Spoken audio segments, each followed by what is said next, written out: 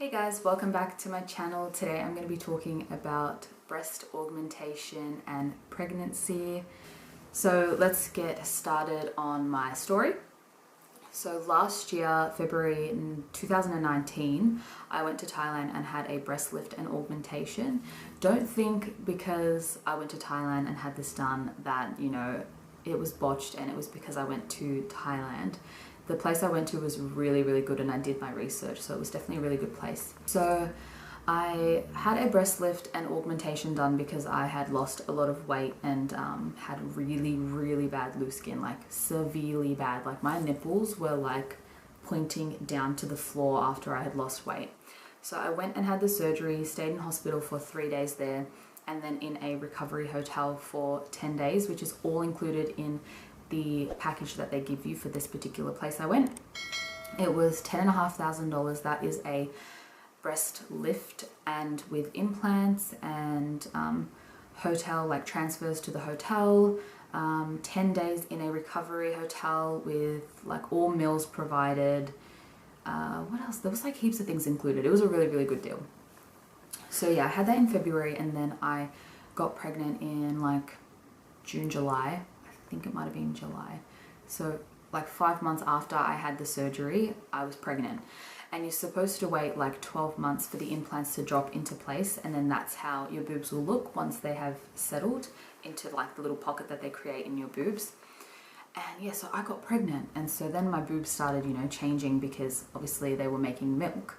And also if I'm looking over here, it's because I'm watching Alia in the monitor.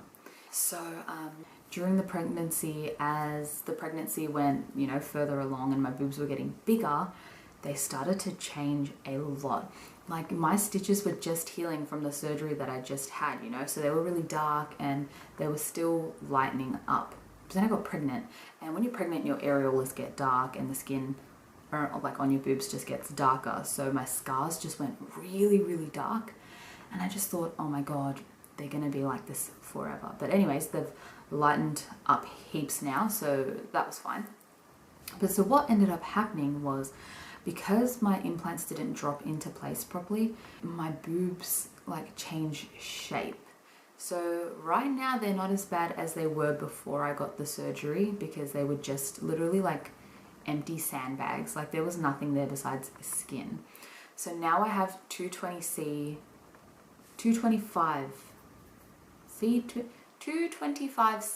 implants, which is the size, which is quite like small. I couldn't get really big implants because apparently my skin wouldn't be able to cope with the weight of the implant and they would end up just stretching back down. So they gave me quite small implants. So I went from like a C cup, which was just all full of skin, to a D, almost double D of actual boob after the surgery. And so when my boobs started changing shape, they sort of, I don't know, like they dropped again. So I'm thinking about getting revision and potentially not breastfeeding if I have another baby, because I don't want to get revision done and pay another like $6,000 to do that, to then have it all happen again. So, and because of coronavirus, I think I need to go somewhere local like Melbourne or even possibly Sydney when the borders open up. I don't think I'll be able to go back to Thailand to get revision done. So that sucks. But so my boobs currently are quite like droopy. I'm really, really annoyed because every time I look at them in the mirror, it's like, what did I pay $10,500 for, So it makes me really sad. But so my implant, you probably can't see. So the implants are still really high up here. I think there's dirt on my chest. So if I push, you can sort of see the implant come up here. And if I push sideways, I don't know if you can see. So the implant's right there. I don't want to get in trouble by YouTube for like having nudity in this video, so hopefully it's all good. Yeah, so the implant's here. So you should sort of see, maybe, so the implant's sitting up here, and because my boobs filled up with milk while they were down here, waiting for the implants to come down, the implants are now still really high and haven't dropped into the pocket, which is more than a year later. And so now my boobs are like here, and my implants are still up here. So they need to go back in, create a new pocket for the implants, and also lift it back up because now the skin has stretched because of the weight of the milk.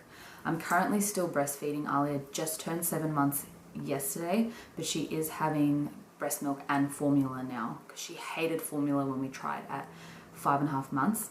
But now she's having like half breast milk, half formula. So hopefully, fingers crossed, by next month she will just be solely on formula and I can have my boobs back.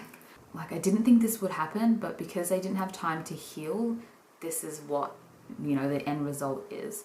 So if you're thinking about getting it done and not sure if you want to do it before or after you have a baby, I would definitely say after you have a baby. I mean, if you're just getting implants, then you don't need to worry because they make the slightest incision, they just go in with the implants, and you need to get it under the muscle. You need to get it under the muscle to breastfeed. I'm not sure if you can breastfeed if you get it over the muscle. I'm sure you can, but I think there's potentially more like risks and stuff involved.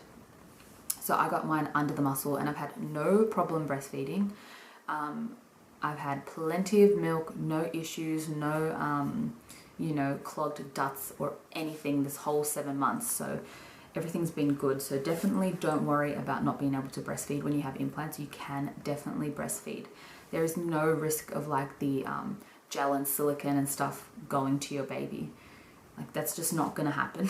So that was my little story, just to let you guys know what could potentially happen if you have a baby right after your surgery. Definitely do your research and check out what different incisions they make. When you get a lift, there's so many different like ways that they can like cut around your areola and stuff. And yeah, my areolas, by the way, were like already like quite big before I got the surgery, but then I had surgery and they made it smaller for me, which I loved. And then when I got pregnant, obviously the skin stretched and they went, and now they're even bigger than how they were before. And it's like really annoying because I really don't like having like large areolas, but they're so freaking big now. So I'm hoping that when I get revision done, they can chop like half of it off and literally give me like tiny areolas. Maybe, I don't know, that would be weird because I've never had really small ones. That's something that changed heaps as well. If you're just getting implants though, there's also a lot of incisions they can make. Like, they can go in from your underarm, underneath. I think they can go in from the side of your areola. So there's like heaps of incision points that they can go through depending on where you want your scar to be.